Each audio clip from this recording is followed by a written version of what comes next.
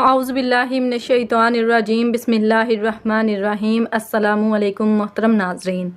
حضرت سیدنا امام زین العابدین علی بن حسین رضی اللہ تعالیٰ عنہما کی ولادت 38 ہجری میں مدینہ منورہ میں ہوئی۔ آپ کے والد بزرگوار حضرت سیدنا امام حسین رضی اللہ تعالیٰ عنہ اپنے والد ماجد حضرت سیدنا علی رضی اللہ تعالیٰ عنہ سے اظہار عقیدت کے لیے اپنے بچوں کے نام علی رکھتے تھے۔ اسی مناسبت سے امام زین العابدین رضی اللہ تعالیٰ عنہ کا نام بھی علی ہے اور کنیت ابو محمد، ابو الحسن، ابو القاسم اور ابو بکر ہے، جبکہ کثرت عبادت کے سبب آپ کا لقب سجاد، زین العابدین، سید العابدین اور امین ہے۔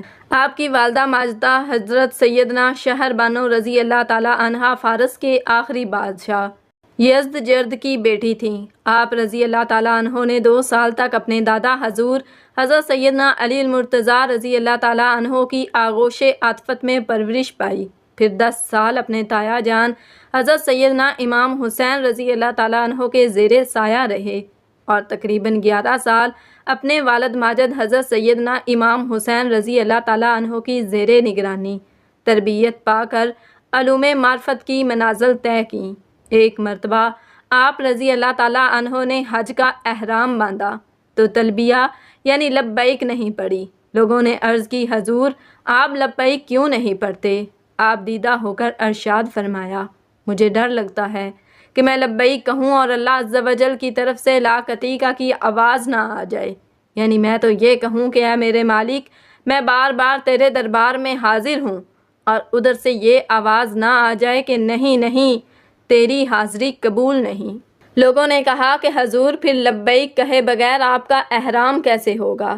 یہ سن کر آپ رضی اللہ تعالیٰ عنہ نے بلند آواز سے لبیک اللہم لبیک لا شریک لک لبیک ان الحمد والنعمت لک والملک لا شریک لک لبیک پڑھا، لیکن ایک دم خوف خدا عز و جل سے لرز کر اونٹ کی پشت سے زمین پر گر پڑے اور بے ہوش ہو گئے۔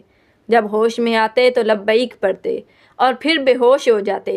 اسی حالت میں آپ رضی اللہ تعالیٰ عنہ نے حج ادا فرمایا۔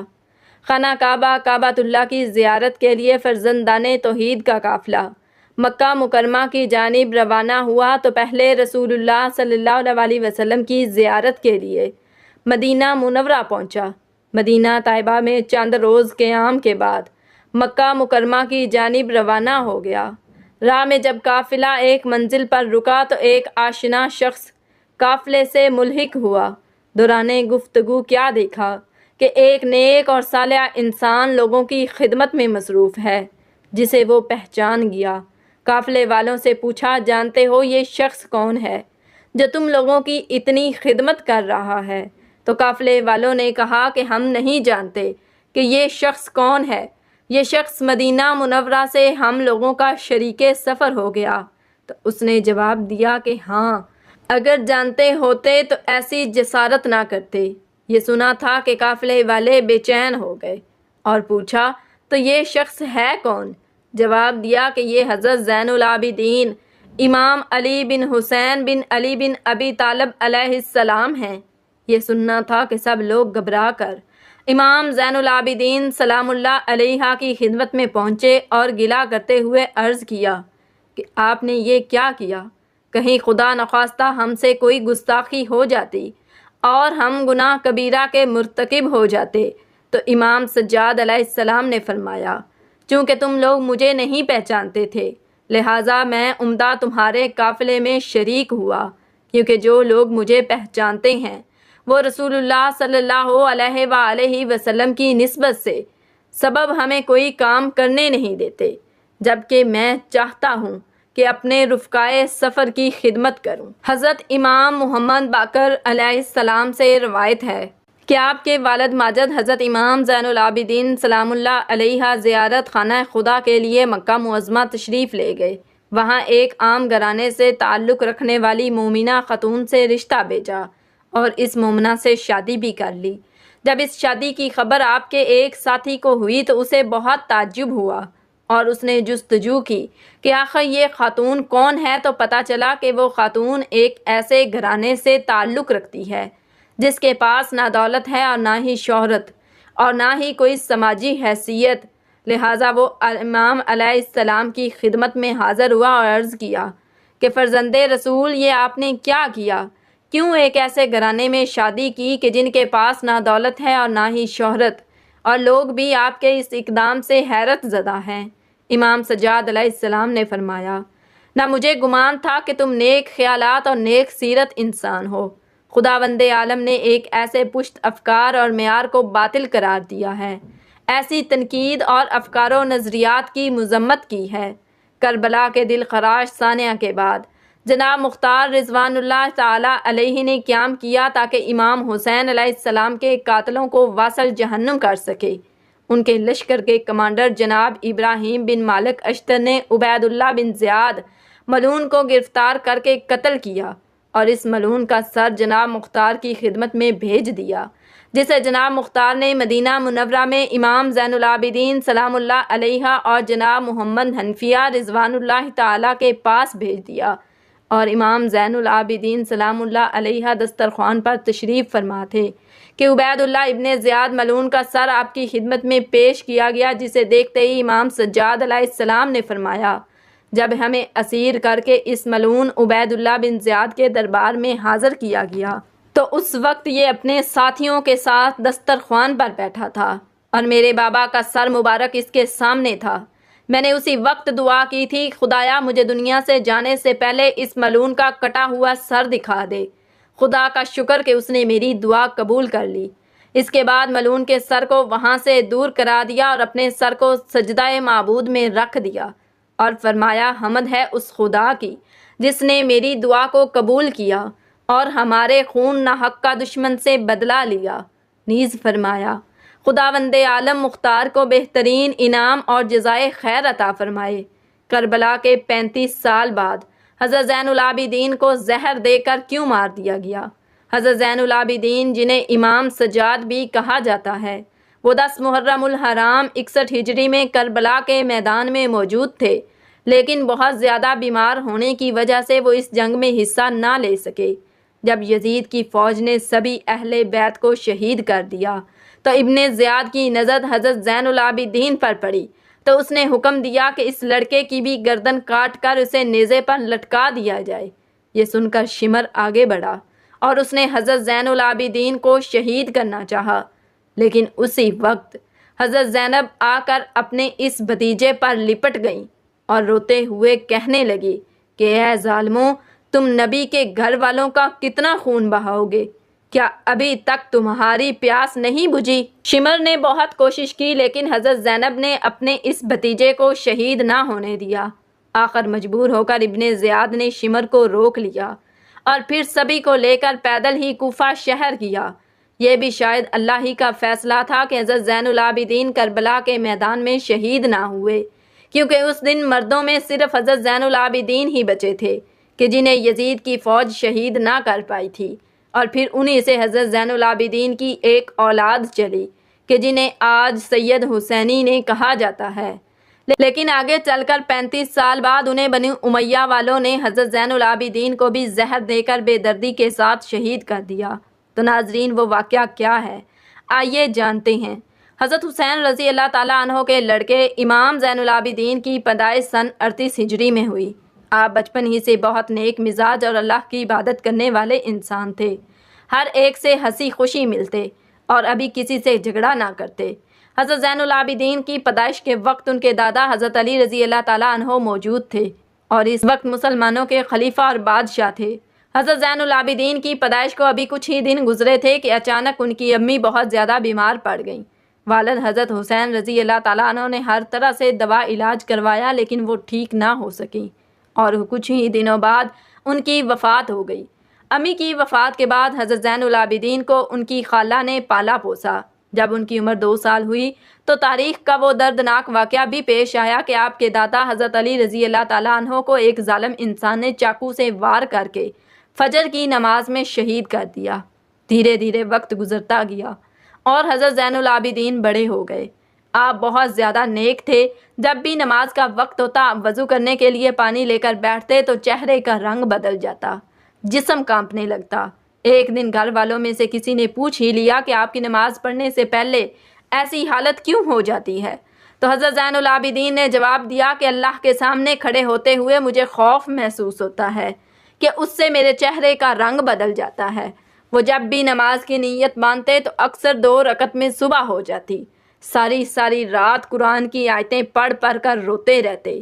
حضرت زین العابدین اتنے زیادہ سجدے کرتے تھے کہ آپ کا ہی سجاد رکھ دیا گیا، کیونکہ عربی میں سجاد کے معنی ہوتے ہیں بہت زیادہ اللہ کو سجدہ کرنے والا انسان۔ ایک بار بازار میں کسی کہنا جاہل انسان نے حضرت زین العابدین کو برا بھلا کہنا شروع کر دیا، لیکن آپ نے اس انسان پر کوئی دھیان نہیں دیا، بلکہ خاموش ہو کر وہاں سے جانے لگے تو وہ انسان غصے میں کہنے لگا کہ اے سجاد بن حسین، میں آپ کو برا بھلا کہہ رہا ہوں، آپ مجھے کوئی جواب کیوں نہیں دیتے؟ تو حضرت زین العابدین نے کہا کہ میرے نانا پر جو کتاب نازل ہوئی ہے اس میں لکھا ہے کہ جب بھی تم سے کوئی جاہل بحث کرے تو اسے نظر انداز کر کے نکل جاؤ۔ ناظرین، حضرت زین العابدین کی شادی 57 ہجری میں انہی کے چچا حضرت حسن کی لڑکی حضرت فاطمہ رضی اللہ تعالیٰ عنہا سے ہوئی۔ آگے چل کر آپ کے 11 لڑکے اور 4 لڑکیاں ہوئیں۔ آپ کے لڑکوں میں سب سے مشہور حضرت باقر اور حضرت زید شہید ہیں۔ 10 محرم الحرام 61 ہجری میں حضرت زین العابدین اپنے والد حضرت حسین رضی اللہ تعالیٰ عنہ کے ساتھ کربلا کے میدان میں گئے تھے، لیکن اس دن وہ اتنے زیادہ بیمار تھے کہ پورا دن بے ہوشی کی حالت میں رہے، اس لیے وہ اس جنگ میں شریک نہ ہو سکے۔ لیکن ابن زیاد نے حضرت زین العابدین کو قیدی بنا کر انہیں یزید کے سامنے دمشق میں پیش کیا۔ کچھ روایتوں کے مطابق یزید نے کربلا کے واقعہ کے بعد اہل بیت کے سبھی عورتوں کو مدینہ واپس بھیج دیا، لیکن حضرت زین العابدین کو 1 سال کے لیے جیل میں قید کر لیا۔ 1 سال بعد جب حضرت زین العابدین ظالم یزید کی جیل سے چھوٹ کر اپنے شہر مدینہ آئے تو وہ اکثر رویا کرتے تھے۔ کسی نے آپ سے پوچھا کہ آپ اتنا زیادہ کیوں روتے ہیں؟ تو حضرت زین العابدین نے جواب دیا کہ اے انسان، حضرت یعقوب علیہ السلام کا بیٹا حضرت یوسف علیہ السلام ان سے جدا ہو گیا تھا، بعد میں مل بھی گیا تھا، لیکن پھر بھی حضرت یعقوب علیہ السلام اتنا زیادہ روئے کہ ان کی آنکھوں کی روشنی چلی گئی، اور میں نے تو اپنی آنکھوں کے سامنے کربلا کے میدان میں اپنے والد اور بھائیوں کو قتل ہوتے دیکھا ہے، تو مجھے رونا کیوں نہ آئے؟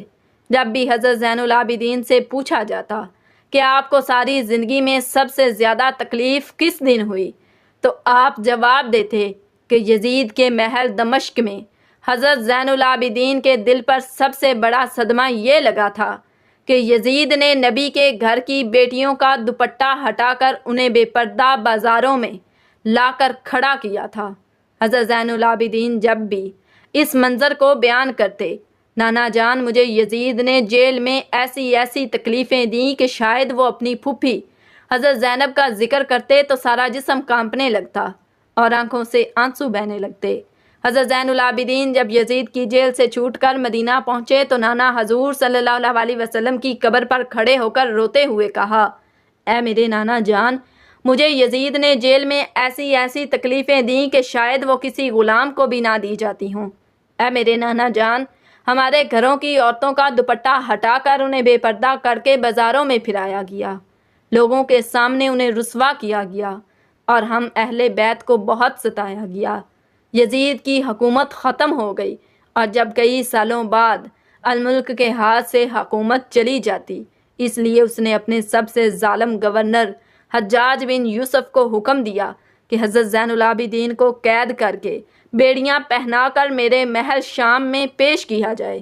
بادشاہ کے حکم پر حجاج بن یوسف نے رات کے وقت ایک بڑی فوج بھیج کر حضرت زین العابدین کو ان کے گھر سے اٹھوا لیا اور پھر انہیں بیڑیاں پہنا کر جیل میں قید کر دیا۔